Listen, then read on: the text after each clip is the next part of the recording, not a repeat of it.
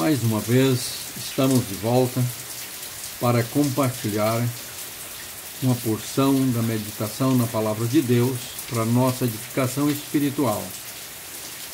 E hoje nossa meditação está baseada no capítulo 13 do Evangelho do Apóstolo João.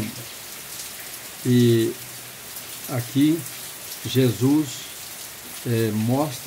apresenta três aspectos do amor verdadeiro. E isso se refere ao amor ágape, não ao amor afetivo, que é filéo. Amor ágape é o amor que se trata das ações praticadas voluntariamente, conscientemente, para promover o bem, fazer o bem para nós mesmos, para o próximo, para Deus e toda a sua criação. Como ele diz, amarás o Senhor teu Deus de todo o teu coração, de toda a tua alma, de todo o teu entendimento, de toda a tua força, e o próximo como a ti mesmo. Muito bem, é esse amor aqui que Jesus está falando. E ele, então, começa lá no versículo 34, o nosso assunto, que diz o seguinte: novo mandamento vos dou, que vos ameis uns aos outros, assim como eu vos amei, que também vos ameis uns aos outros. Nisto conhecerão todos que sois meus discípulos, se tiverdes amor uns aos outros. Esse relacionamento aqui, essa prática, se trata do relacionamento entre irmãos na igreja e entre entes queridos em família. E ele, então, mostrou na prática. João começa no Evangelho, no capítulo 13, dizendo o seguinte, primeiro versículo: Ora, antes da festa da Páscoa, sabendo Jesus que era chegada a sua hora de passar deste mundo para o Pai, tendo amado os seus que estavam no mundo, amou-os até o fim. Qual é o princípio, o primeiro princípio ou característica do amor que Jesus demonstra, revela aqui? Primeiro, que quem ama, ama sempre. O amor verdadeiro não desiste. Aqui diz que Jesus amou até o fim os seus discípulos. Apesar de todos os defeitos, imaturidade deles, e quanto tempo levou para que eles crescessem no conhecimento e amadurecessem e chegassem a ter o caráter do próprio Mestre. Demorou muito.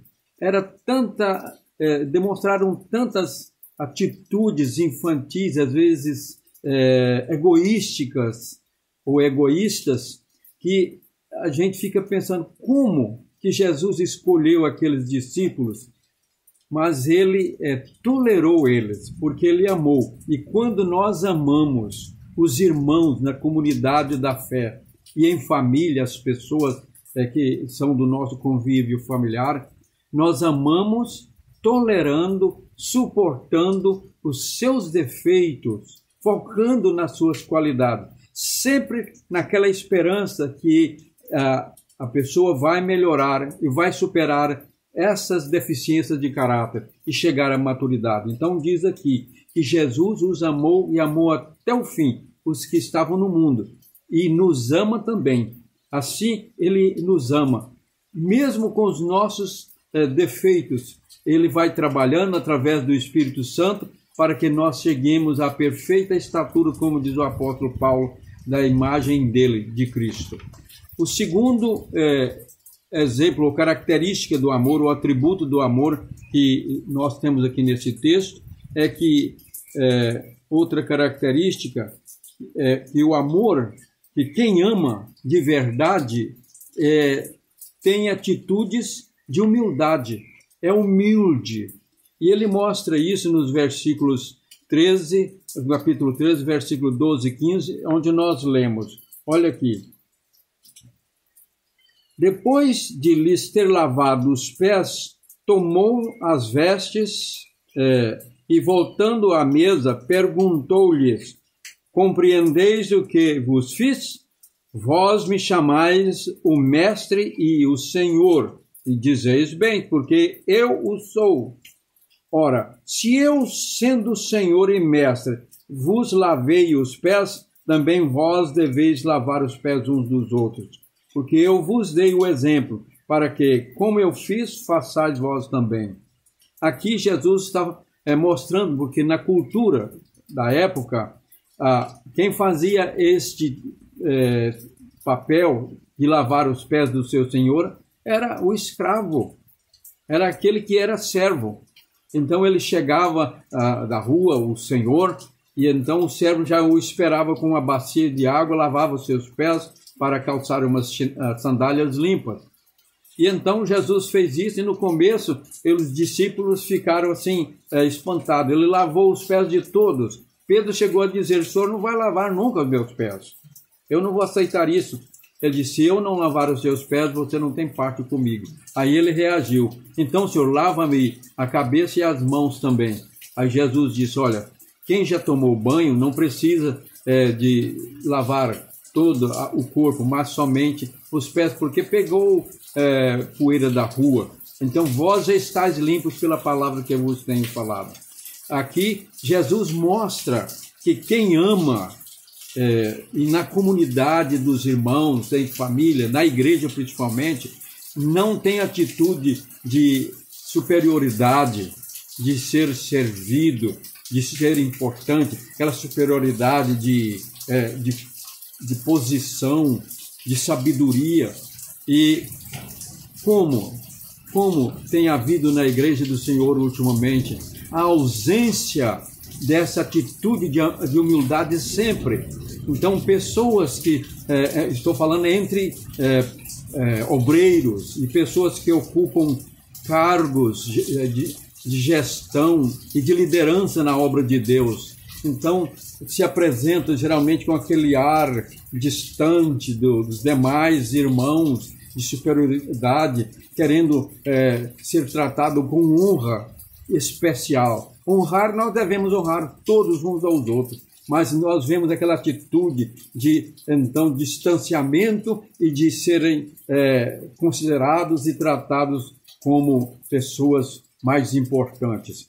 E a última característica do amor aqui é que quem é movido pelo amor, como foi Jesus, tem uma atitude e postura no relacionamento com os irmãos e as pessoas em família, uma atitude de amor, de afetivo, de gentileza, trata bem as pessoas, além de estar disposto a servir, humilde. Então, no relacionamento com as pessoas, tratam todas de forma gentil, carinhosa.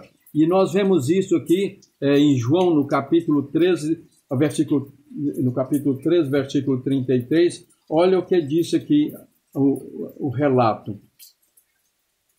Depois, Deus foi glorificado. Ali, Jesus celebrou a ceia, Judas saiu, e então diz aqui, começando no versículo 32, se Deus foi glorificado nele, também Deus o glorificará nele mesmo.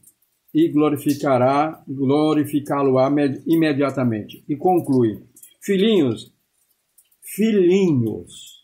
olha como Jesus dirige aos discípulos ali naquele momento íntimo.